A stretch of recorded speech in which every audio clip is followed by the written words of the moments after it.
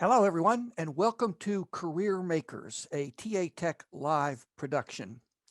Our show is all about introducing you to the thought leaders behind the best practices in talent acquisition. My name is Peter Weddle, and I'm the interview host today. We're going to explore the career of Karyn Mullins. Karyn was the president of MedReps for over 12 years, running that company for Jackson Healthcare. Karyn, welcome to the show. Thank you, Peter. Thank you for having me. It's a real pleasure. It's been a long time since you and I have had a chance to chat, so I'm glad you're here. Thank you. Yes, it's been a busy time, that's for sure, for all of us. Yeah, indeed. So what we're going to do today is explore a little bit about your career and see what wisdom we can find, what stories you might be able to tell so that others can learn from your journey in the field of talent acquisition. So let's begin at the beginning. Where are you from? Where'd you grow up? Where'd you go to school? What was it like being a kid? That's a lot of questions, Peter. And I do want to apologize. I sound a little bit like I have a clothespin over my nose. I have a little bit of a cold. So if for some reason I'm not clear, just let me know. But I actually was born in New York, of all places. And I know you wouldn't think that. My mother tells me that I got a Southern accent the day we moved to Raleigh. So apparently I like being a Southerner. But did most of my growing up in and around the Raleigh, North Carolina area. Is a great place to grow up as a kid. And actually went to Stetson University in Florida with the bold dream of becoming an accountant. So clearly you can see how well that worked out for me. But I grew up early on, Peter, with a father who was terminally ill. And so I share that just because it shaped so much of who I've become as a person. And, you know, when you grow up in that scenario, you really learn to embrace life. You learn about how to deal with challenges and how to be more resilient than the average child, I think, just because we didn't know what was going to happen from one day to the next. And so, you know, I didn't have a lot of hobbies as a child because, you know, our life was just not focused around that. But I can tell you, I am more than making up for it now. So have a lot of good, fun things that I like to do these days. And I'm grateful that I get the chance to do that. So how did you make the transition from accounting to talent acquisition? What was it about? Did you have a mentor, or was there some work experience that got you into the talent acquisition field? You know, I wish I could say I had a mentor or someone that guided me towards that, but in actuality, I fell into it. So I went to go work for Jackson Healthcare about 15 years ago, and they are the third largest healthcare staffing company in the country. So I didn't know anything about healthcare staffing, didn't really know anything about talent acquisition, and had joined the organization really to run an in-house marketing agency. They're a portfolio company with now 17 companies under the parent. And so just went to go help all those companies with their marketing efforts. And after about 6 months of being there, Rick Jackson came to me and said, I'm going to buy a job board. Would you be interested in running it? And I said, sure. I have no idea what that's about, but sounds like What's fun. its job board? So I'll give it a whirl. And so that kind of started the journey. But I think it's just been such a blessing and such a great space to be in, because I just can't imagine anywhere where you can help people in this way more than you can through talent acquisition. I mean, part of what I loved about the role was helping people find their dream jobs and helping people find employment, which is so important and such a part of people's lives. And we were able to do that through initially a series of job boards that we were running for Jackson, and then obviously MedReps being the largest and most recent one that we ran on behalf of Jackson Healthcare. So how did you, on day one, how did you get started? I mean, you'd never run a job board before. You were given this opportunity. Where did you go to figure out what I'm going to do on day one, what I'm going to do on day two? Fortunately, I had a background in online marketing, which is what we called it back then. And so I really just started trying to figure out what the different operational pieces would be and trying to figure out how to create an impact on both sides of that equation and grow the candidate base as well as the employer base. And did a lot of trial and error, to be honest, Peter. It was a small job board when we bought it. It's a site called therapyjobs.com. And, it was one of those, I tell people this story and Rick will deny it to this day, but he actually said to me, do you want to go give this a whirl? But just know if it doesn't work out, you may not have another job here. Well, that's pretty strong motivation. You get pretty creative when you know that this is the way your career is going to move forward. And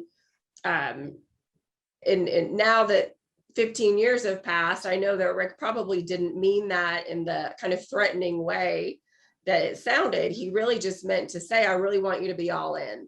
I really want you to be motivated to do this. And he gave me a great opportunity for which I'll always be grateful. And I learned a lot. So obviously I started running that site and have run MedRep since 2008 on behalf of Jackson. And then we actually successfully sold the company in April to Biospace, which I'm sure a lot of our listeners are familiar with. They are in the life sciences space as well. And I think it's a great combination. And I think that they'll do some great things with MedRep. So I think it was a very strong combination for them. So I'm going to ask you about a specific example, but before I do, we all face challenges from time to time. Was there any one challenge in particular as you were getting into this new role that you faced that, sticks in your mind as something that not only tested you, but also taught you something about yourself and growing a business? Well, there were so many. I think Jackson Healthcare is an interesting model in that it has corporate resources that work with the individual companies. And so when we first started working with Therapy Jobs, I had a lot of shared resources that the other companies were making use of as well. And so trying to get my fair share, trying to influence to get what I needed to grow my business was certainly one of the early challenges. And I think it just goes to show you how building those relationships and figuring out how to create a collaborative environment, which Jackson Healthcare did, and I try to continue to foster, really is helpful because it enabled me to ultimately get what I needed until we were at such size and scale that we could hire our own direct resources. But that was certainly a challenge early on as I was trying to learn what I didn't know and then didn't necessarily have help, in addition to that I would have maybe made things slightly easier, but I think it also made us a little more scrappy and innovative because we had to figure out how to do things on our own. So that's a challenge that's often faced by the customers of job boards. HR and recruiting teams in particular are Right. always fighting for their fair share of resources. What one lesson or one idea could you share that might be helpful to an HR leader trying to make sure that his or her organization gets the resources they need to succeed? I think a very wise person once told me, Peter, always stick close to the revenue. And so the more that I could tie the resources that I needed and the projects that I was trying to accomplish to some sort of increase in sales, increase in bottom line efficiencies, or anything like that, it became a much easier discussion. And it also created a more of a level playing field for people to evaluate the different opportunities to apply those resources. And so, I think so often we believe in what we're doing and we believe that our project is the most important, but really trying to quantify that in a very business-like and financial sense was something I found to be very helpful and still do. Great. So I'm sure you faced another challenge as you were running MedReps, and that is the whole campaign 5, 6, 7 years ago, and still going on today, that said that job boards are dead, that job boards are an anachronistic way to source talent. How'd you deal with that challenge? MedReps has a unique model in that, unlike most job boards, it charges candidates and employers. So candidates, which, MedReps, we call them members, pay a fee to have access to the full job content and to be able to apply. And so one of the challenges that we had all along was trying to continue to add value. So if you didn't increase the value for the member, if you didn't add new things that would make them feel like they were getting what they were paying for, especially in a world where information has become so much more free and available over the years, then we would have failed anyway. And so we really just tried to stay focused on that mission and say, if we can provide value, if we can come up with ways to really build out what our customers on all sides of the equation are getting from us, the job boards are dead message just won't resonate with our users because they'll find value in what we're doing. And it's obviously all of that had its own challenges, but we try to stay focused on that mission as opposed to just fighting the broader job boards are dead. And all you had to do was look at the success we had to see that, as that so many other job boards have had, to see that that's not a clear message that's correct. Yeah. Yeah.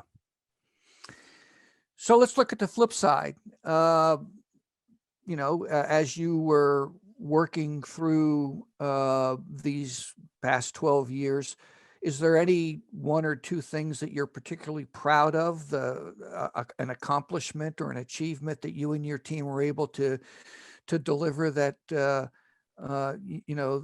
really taught you something about how to encourage success? I think, as hokey as it may sound, Peter, I'm actually most proud of the team. I'm most proud of the team that we were able to put together, the way that we worked together. I mean, back to our earlier conversation, scant resources is always an issue. I don't think I've ever met anyone who says, oh, I could do whatever I wanted, hire however many people I wanted. And so you're always dealing with that.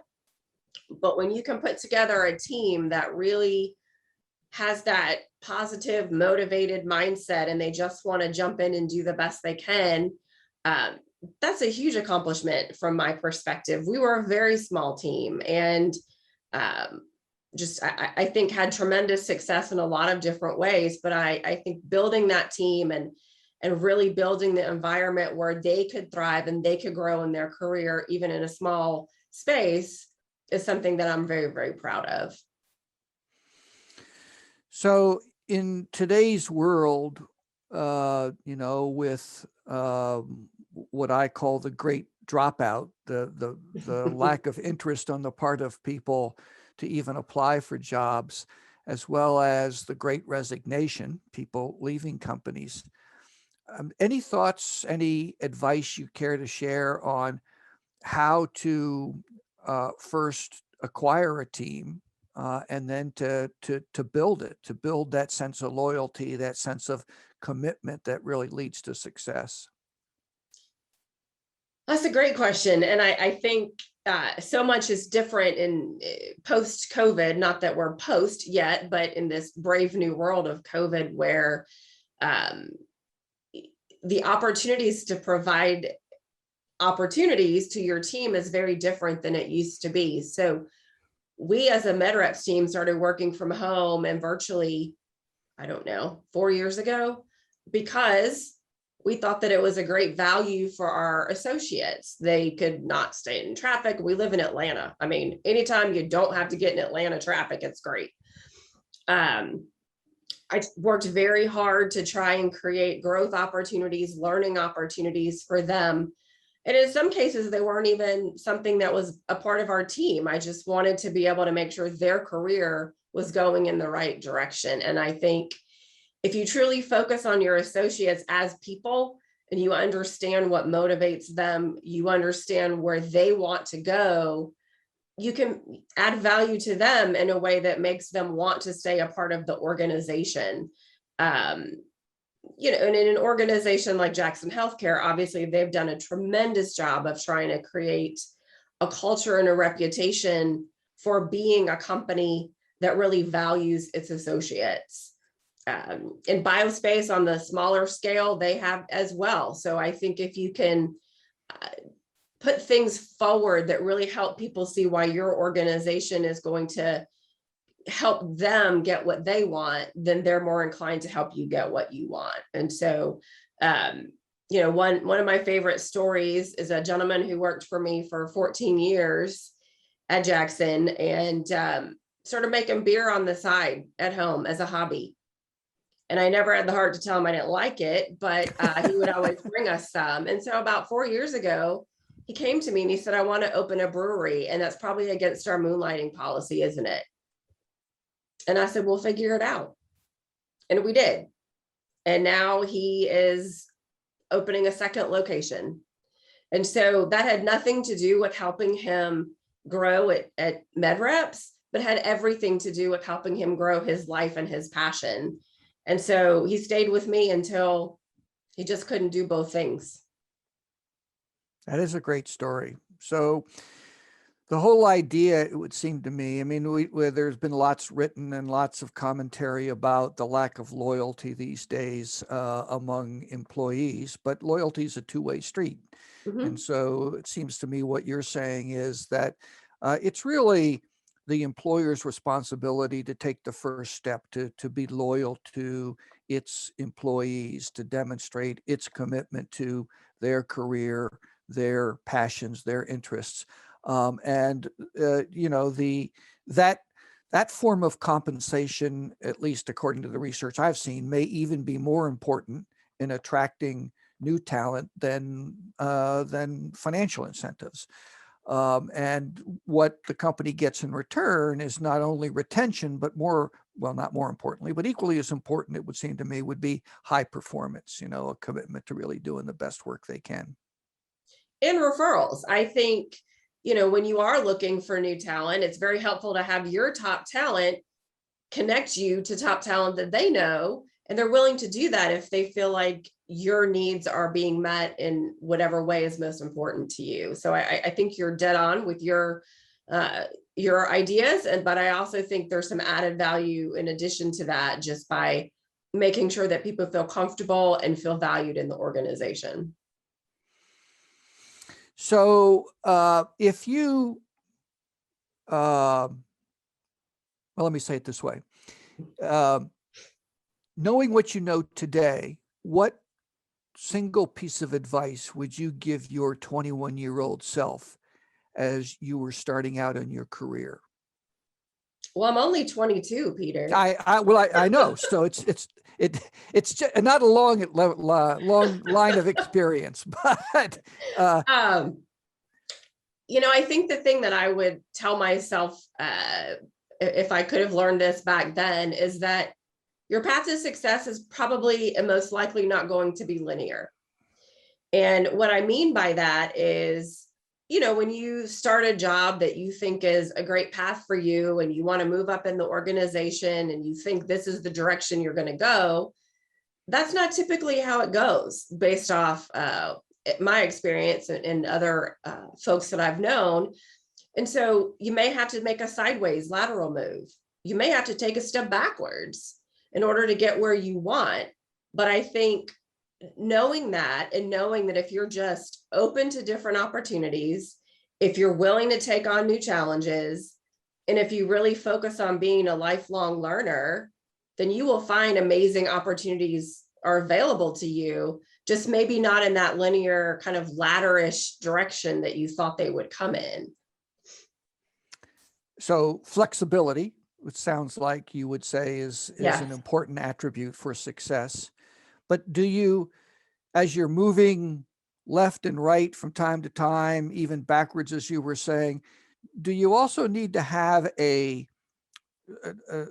firm sense of what the ultimate objective is, what your ultimate goal is, or do you think goals change over time? Well, my answer to that is yes to both. I mean, I think that goals definitely change over time. We learn more, we become more, and sometimes our ideas of success will change. But I also firmly believe that if you don't have a goal in mind, you you don't know where you're going. You don't typically get in the car and just start driving without knowing where you're going. And you may stop along the way, but I think having goals is a very critical part of success and understanding what it takes to get there. But at the same time, those goals may change as you grow, as you take on different experiences in your career, in your personal life. I mean, I think COVID's another great example of that. I know a lot of folks who have decided in this time that their definition of success is very different than it was pre-COVID. And the title, the company size, the things that they thought would make them successful are not what they're focused on anymore. For others, it may be, and it's all okay. But I think it's just a good example of being open to knowing that your goals might change, but you should have some sense of where you want to go. Yeah. Yeah. Any final thoughts or words of wisdom that you'd like to share with our listeners today? I would just say we all face a lot of challenges in our careers, whether that be whatever type of role that you're in. But I think in talent acquisition, where you're dealing with people and you're dealing with all of the things that go along with that, it's helpful to remember that sometimes we do learn more from our failures than from our successes. And so just, treat people as people, really try and understand what motivates them on an individual level, and then be willing to learn when you've made a mistake, because I think that will really help people grow in a positive direction. Yeah, that's great advice. We all, stub our toes from time to time, but I think it's important to understand why we did, where we did, how we did stub our toe, Right. and then, as you were saying earlier, adjust our path so we can avoid the problem and turn it into a more successful pathway going forward. So yeah, that's very helpful. Karyn, it's been great catching up with you. Thank you very much for spending some time with us today on Career Makers. This is a show that's dedicated to the wisdom and stories of thought leaders like Karyn. So please join us again for our next program on November the 3rd. I'm going to interview Glenn Guttmacher, who is the Director of Talent Sourcing at Huron.